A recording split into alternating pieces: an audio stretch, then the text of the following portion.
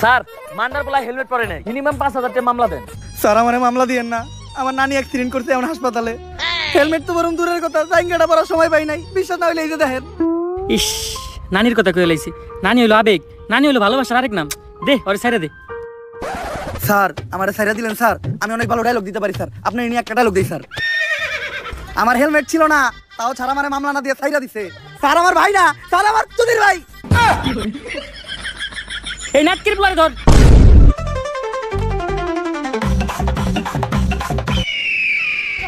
মান্দার বলার হাত ছাড়া হয়ে গেল রে। স্যার লাশ।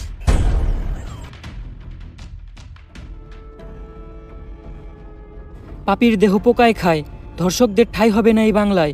হারকিউলিস। হারকিউলিস একটার পর একটা খুন করতেছে এই হারকিউলিস। এই মাউগার পোলার জ্বালায় টিকা যাইতেছে না। আর তোমরা আমার টুই ঠিকঠাক মাউগার পোলারা মন দাতা গলায় পালা দিয়ে কলা ঢুকাই দিন। এমপি সাহেব দেন, কি দাও তো লাগছে, তাও তো একটা কলা খেয়ে পারতাম। যে কলা দিমু এটা আবার গলা দিয়ে নামবো না। বেশি পেতাল না পারে তাদের হারকিউলিসের ধরার ব্যবস্থা কর। এমপি সাহেব ও তো কোনো খারাপ কিছু করতেছে না, ও দর্শক মারতেছে। যেটা আমরা পুলিশরা করতে পারতাছি না ওইটা ও করে দিতেছে। হ্যাঁ বেশি কথা কইস না, এমপি সাহেবের পোলা একটা দর্শক। আমার পোলা আমার বংশের একমাত্র প্রদীপ, এই প্রদীপ নিতে দেওয়া দেবো না। কারণ আমার যৌবনের যে অবস্থা, এই প্রদীপ একবার নিবলে ওইটা জ্বালানো সম্ভব না। হ্যালো, কি এমপি সাহেব আপনার প্রদীপ তো নিভে গেছে? কিছুক্ষণ আগে আপনার পোলা লাশ পাওয়া গেছে। কস কি মাউগার পোলা আমার প্রদীপটা এমনি নিভে এলো? এত কষ্ট করে একটা বংশের প্রদীপ আমি জ্বালাইছিলাম ভাই, দ্বিতীয়বার প্রদীপ জ্বালানোর মতো তেল আমার তেলাকে নাই। এমপি সাহেব আমরা সবাই চালাকেই মোটামুটি তেল আছে, আপনি যদি কোন তাহলে আমরা সবাই আপনার বংশের প্রদীপ জ্বালানোর জন্য একটু চেষ্টা করে দেখতে পারি। মাউগার পোলা তাড়াতাড়ি হারকিউলিসের ধরার ব্যবস্থা কর। হারকিউলিসে না পাইলে আমি পুরা দুনিয়া বরবাদ করে দিমু। ঝড় হয়ে দেব সব ধ্বংস করে, পারবে না কেউ থামাতে, প্রতি নিঃশ্বাসে নাম তোমার। হ্যাঁ মাউগার থাম, তুই এটা কি করতেছস? কে এমপি সাহেব এত সুন্দর একটা ডায়লগ দিলেন, ব্যাকগ্রাউন্ড মিউজিক দিতাছি। টিকটক মারানির পু এত সিরিয়াস একটা টপিকে কথা হইতাছে, তুই এনে টিকটক মারিবে নিছস? বরবাদের কথা ওঠাতে আমার এক পুলিশ অফিসারের কথা মনে পড়লো, যেই পারবো এই হারকিউলিসকে ধরতে। আরো পুলিশ কম, পাগল বেশি। কে ওই পুলিশ অফিসার? বাচ্চা পোলা পারে নাক দিয়ে পরে হিঙ্গল, ইন্সপেক্টর বরবাদ ফ্রম বেঙ্গল।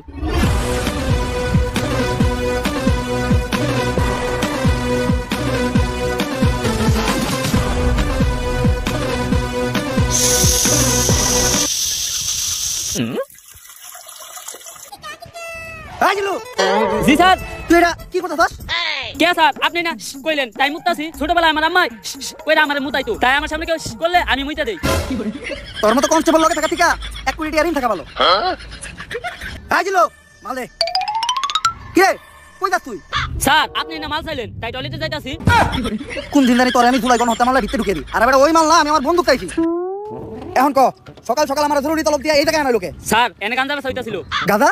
যেই শহরের ইন্সপেক্টর বরবাদ রাজা, ওই শহরে কোন হালাই বেচে গাদা? স্যার উই যাওয়ারা। যাক সকাল সকাল তুই একটা ভালো কাজ করছস, যার লাগা আই ফাক ইউ। স্যার এইটা কি কইলেন আপনি? আরে আমি কইছি তুই একটা ভালো কাজ করছস, যার লাগা তোরে আমি ভালোবাসি। স্যার ওইটা আই ফাকি হইব না, ওইটা হইব আই লাভ ইউ।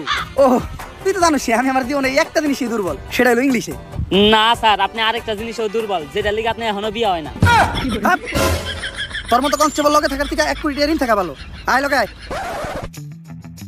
স্যার এই দেখেন পুরা দেশের মাল ওরাই নিয়ে যাইতাছে। স্যার কিছু লেনা দেনা করে কেসটা ক্লোজ করুন যায় না? এই তুই কারে ঘুষের কথা কইতাছস? আমার সিলেবাসে ঘুষের কোনো দামটা নাই। জিলো হ্যান্ডকাম নিয়ে আয়, ওকে ভিতরে বইরা দিমু। কত দিবি? তাড়াতাড়ি দেখ না কে? স্যার পুরা 5 আছে। তাড়াতাড়ি এদিকে যা। জিল্লু আর আগে যা, নাহলে ওরও ভাগ দেওয়া লাগবো। স্যার ওরা কোনে গেল? আরে জিল্লু তুই দুইটা নিরীহ পোলারে ধরে রাখছিলি, অগো কাছে ওটি গাঁদা না, ওটি ধন্যবাদ ছিল। অরমাই ডাইল বহাইতে ডাইলে বাগার দিব ধন্যবাদ দিয়া। ফোনে কথা কইলাম, কইলে তাড়াতাড়ি ছেড়ে দিতে, তাই ছেড়ে দিছি। স্যার আমি আপনারে ভালো করে চিনি, যা করলেন এই জীবনে উপরে গেলে দিবনে। আর স্যার আমাকে এমপি সাহেবের পোলারে হারকিউলিস মাইরা ফালাইছে, তাই ওই হারকিউলিস রে খুঁজে বাইর করার দায়িত্ব এমপি সাহেব আপনারে দিছে। তাইলে আর কি ল, সব ক্রিমিনাল করে খাওয়া মুজেলের ভাত। অগ শহরে ইন্টিনিত আছে ইন্সপেক্টর বরবাদ।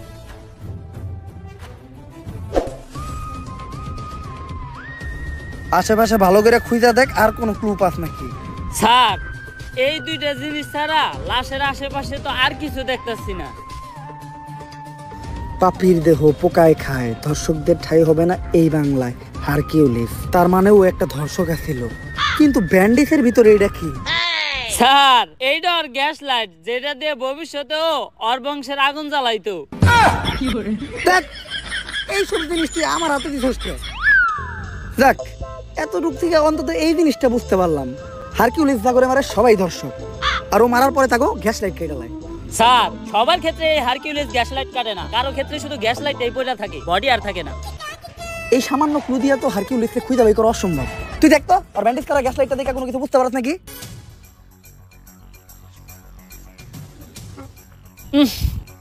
স্যার ওর গ্যাস লাইট দেখে একটা জিনিসই বুঝতে পারলাম, ওরটা ছোট আর কালা, একবার আপনারটার মতো। হাট! তোর মতো কনস্টেবল লগে থাকার থেকে এক কোটি ইয়ারিং থাকা ভালো। এই কয় মাসে যতগুলো মারা হইছে এরকম সবগুলোর একটা ফাইল বানায় আমার কাছে নিয়ে আয়। হারকিউলিস তো বুঝে নাই ও কই দিছে হাত, ওর কে এখন থেকে হ্যান্ডেল করবো। ইন্সপেক্টর বরবাদ।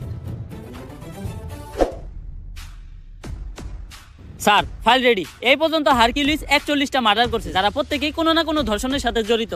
এটা তো বুঝলাম, কোন ওর আগে এমপির পোলার লগে কার কার ধোকা ছিল ওই লিস্টটা দেখা। এই যে স্যার, খারা মাসুদ, চাটনি মনির, কলা রুবেল, অগত নামই ঝামেলা। অগরই তুই আগে জিজ্ঞাসাবাদ করার ব্যবস্থা কর। আর লিস্টে আরেকজনের নাম আছে নিতু, নাম দেখে মনে হইতেছে এটা মাইয়া, এরা আমি জিজ্ঞাসাবাদ করতেছি। স্যার আপনি আর ভালো হইবেন না, যা করতেছেন এই জীবনে উপরে গেলে দিবনে। বেশি কথা না করে তুই হুন্ডাটা বাই করার ব্যবস্থা কর। স্যার হুন্ডাই তেল নাই। তেল নাই মানে? তুই ইন্সপেক্টর বরবাদের কনস্টেবল, তেল না দেখে তেল ভর। ঠিক আছে স্যার 200 টাকা দেন, তেল ভরুম। আইটাই দামু, কারণ ডাক্তার কইছে আটা সাথে লিগা ভালো।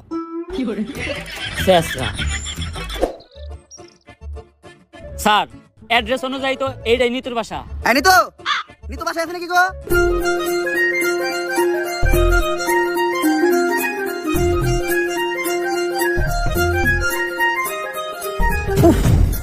আরে স্যার কি হয়েছে, বুকে হাত দিলেন কে? বুকে ব্যথা নাকি? আরে না দিল্লু, ওর নাম নিতু, ওরে দেখে তৈরি হয়েছে আমার মনে প্রেমের সেতু। স্যার আমরা এনে কেসের ইনভেস্টিগেশন করবার আইছি, সব জায়গায় অন্তত নিজে আসল চরিত্রটা তুইলা ধরেন না। তোর কি আমার চরিত্র এতটাই খারাপ মনে হয়? হ্যাঁ। আচ্ছা দাদা, আমি নিতুর লগে কোনো কথাই কমু না, কথা তো দূরের কথা, আমি ওর দিকে একবার তাকাবো না। এই কেসের পুরা তদন্ত তুই করিস। জি আমাকে কেউ ডাকছিলেন? হ্যাঁ আমি তো ডাকছি আপনারে। স্যার এটা আপনি মুখ না পুটকি, জবানে কোনো ঠিক ঠিকানা নাই। আসলে আমরা আপনার কাছে একটা ব্যাপারে জিজ্ঞাসাবাদ করতে আসছিলাম। জি কি জানতে চান বলেন? আসলে আমি জানতে চাই আপনার চোখ দুইটা এত সুন্দর কেন? স্যার কি কইতাছেন আপনি? এটা আমরা এই জায়গায় একটা মার্ডার কেসে তদন্ত করতে আইছি। ও সরি, ভুলেই গেছিলাম। আসলে আপনার চোখের গভীরতা এত যে ওই জায়গায় আমি পাই না ঠাই। আপনার চোখের দিকে তাকাইলেই সবকিছু ভুলা যায়।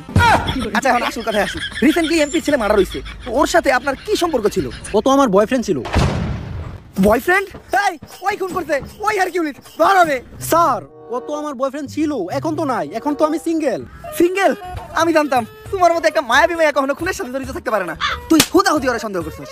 আচ্ছা তোমার আর ওর যখন রিলেশন ছিল তখন তোমার আর ওর ভিতর কি কি হয়েছে তদন্তের জন্য জানতে চাইছিলাম। এই ধরেন কিস। কিস? কইছিলাম না ও খুন করছে, ওই হারকিউলিস ধর হবে। আরে স্যার আমি তো ফোনের মধ্যে কিস করছিলাম। ও ফোনের ভিতর কিস করছিলেন? কইলাম না ওর মতো একটা মায়াবী চেহারার মেয়ে কখনো খুন করতেই পারে না। তুই হুদাহুদি ওরা সন্দেহ করছিস। আচ্ছা ওর সাথে আপনার শেষ কবে কথা হয়েছিল? ওর সাথে আমার শেষ কথা হয়েছিল আমার বিয়ে হয়ে যাওয়ার আগে। বিয়া? তোরে কইছিলাম না আমি ওই আসল আসামি ওই হারকিউলিস, তুই কইতাছস এরকম একটা মায়াবী চেহারার মেয়ে নাকি খুন করতেই পারে না? ধর রে। এই আপনারা যে আমাকে ধরতে আসছেন, আপনারা জানেন কার সাথে আমার বিয়ে হয়েছে? কেউ কি পরিচয় ওর? ইন্সপেক্টর বরবাদ কাউরে দেখে ভয় পায় না। ও হইল সেনাবাহিনীর কর্নেল। এই জিল্লো কই যাস? স্যার চাকরি বাছাইবার চাইলে আয় পড়েন। বাল ফিরু, তোরে আমি কইলাম যে নারী হইলো মায়ের দাঁত, নারী কখনো খুনের সাথে জড়িতই থাকতে পারে না, তারপরেও তুই আমার হের কাছে জিজ্ঞাসাবাদের লেগে নিয়ে আইছস। আসসালামু আলাইকুম ভাবি, ভাইরে আমার সালাম দিয়েন। আর এই জায়গায় যা ঘুরছে ওগুলা কিছু জানেন না, নয়তো আমার চাকরিটা থাকবো না। স্যার ওর নাম নিতু, বাইঙ্গা তো দিল আপনার প্রেমের সেতু। নারী কত সুন্দর ছলনা করে রে, ছলনার জন্য নারী সেরা রে। তাইলে জিজ্ঞাসাবাদ করতে এখন আমরা কার কাছে যাইতাছি? স্যার চাটনি মনিরের কাছে।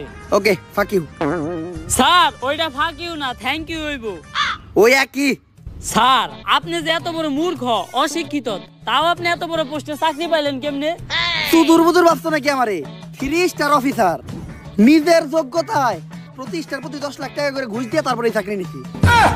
তোর মতো পুলানো যদি কনস্টেবলের দায়িত্ব থাকে আরে তাহলে আমার ভিতর সমস্যা কি?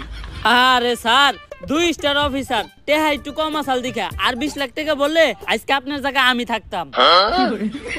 আমরা দুইজনেই দিছি ঘুষ, তাই কাউরেই নেই দোষ। বর্তমানে ঘুষ ছাড়া শুধু এক জায়গায় সফল হওয়া যায়, সেটা হলো টিকটকে। স্যার টিকটকে সফল হইতে গেলে ঘুষ না লাগলেও মেধা লাগে। আরে বেটা মেধা তো আমার ভিতর ভরপুর, দেখাবো নাকি? হয়ে যাক তাহলে স্যার। ভালোবাসার আল্লাহর নাম বাই ব্লাদার। ওরে বাবারে মাথা ঘুরতাছে। স্যার কি কইলেন কিছুই তো বুঝলাম না। বুঝি তো আমিও নাই, কর থেকে কইছি। আচ্ছা যেহেতু বুঝোস নাই, তুই যে কোনো একটা টপিক ক, ওই টপিকের উপর আমি সাকিব খানের মতো অ্যাক্টিং করে দেখাইতাছি। আচ্ছা স্যার ধরেন আপনি আপনার নানির কাছে আচার খাওয়ার লিগে 5 টাকা চাইছেন, আপনার নানির কাছে টাকা আছে তা আপনি টাকা দেয় নাই, আপনি এখন কি করবেন?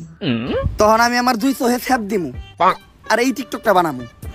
আহা নানি, নানি কত সুন্দর অভিনয় করে রে, অভিনয়ের জন্য আমার নানি সেরা রে। কি হইছে না পুরা সাকিব খানের মতো? আরে স্যার কনে সাত আর কনে পাত। তোর মতো কনস্টেবল থাকার থেকে 1 কোটি টাকা ঋণ থাকা ভালো।